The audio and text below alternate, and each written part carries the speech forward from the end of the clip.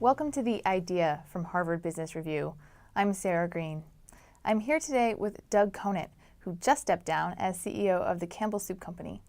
Doug, thanks so much for coming in. Happy to be here. So you have a great story at Campbell's when you were there about turning around the employee engagement of that company. Tell us what happened there. Well, we were at the time, this was back in 2001, a very toxic culture where a lot of people had been let go, and we had a very low trust environment. When I first started, it was for every 2 people we had actively engaged in our company, we had 1 person who was looking for a job. So fundamentally, we had 14,000 people working and 6,000 people looking for jobs.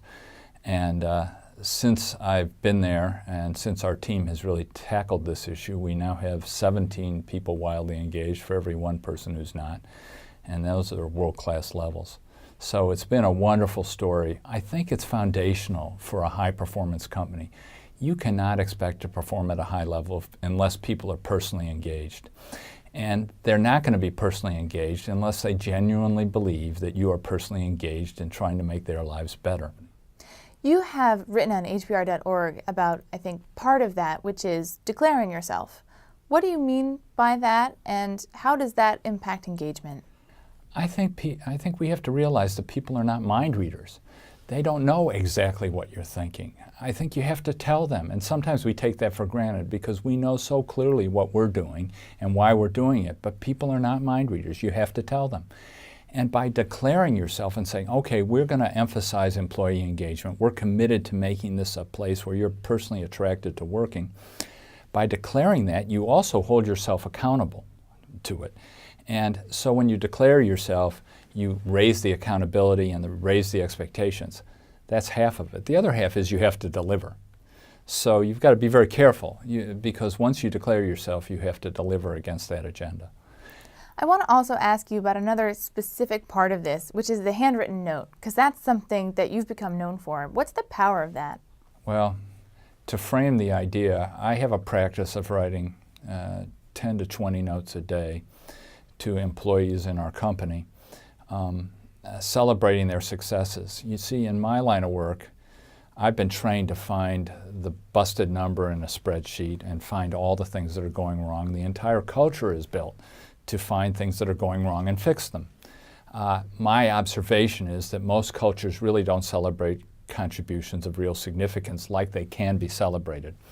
So I developed this practice of writing notes to our employees all around the world, and over the course of the 10 years, when we added them all up, it was over 30,000 notes. And we only have 20,000 employees.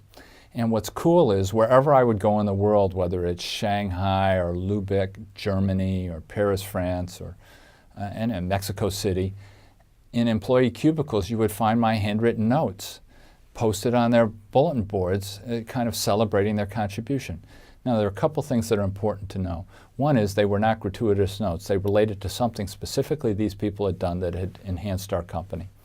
2 is they were handwritten, because I believe it's important that you make it personal. To me, an email's okay, but it's insufficient. If I have the time, make the time to write the note, it's something that people will treasure. You know, unfortunately, my first 25 years of my career, I think I got about 2 notes, you know, and I saved both of them. But I saw the power in it as I got started at Campbell. And it was a way for me to emphasize the strategies we were on and how important engagement was, to let people know I was paying attention. And it sent a lot of positive signals to the organization. I'm glad I did it. One final question for you. I know a lot of executives talk about management by walking around. You actually put on a pedometer. What did you get from that exercise? Well, we were emphasizing years ago this notion of people getting 10,000 steps in a day. And we were encouraging people to find ways to get exercise and be healthy. And my schedule is just insane. But the one thing I could do, inevitably, in the middle of a day, a half hour would free up. And so I would put my pedometer on, and I put walking shoes on so people would know I was doing my walk. And I would just start walking all over the building. Every day it'd be a different half hour or an hour or maybe at the end of the day. But I was getting my 10,000 steps in, And I also had a chance to connect with people and celebrate some of their contributions, and once again let them know I was paying attention, that I was all in. And I believe it sent a lot of positive signals, and I loved it.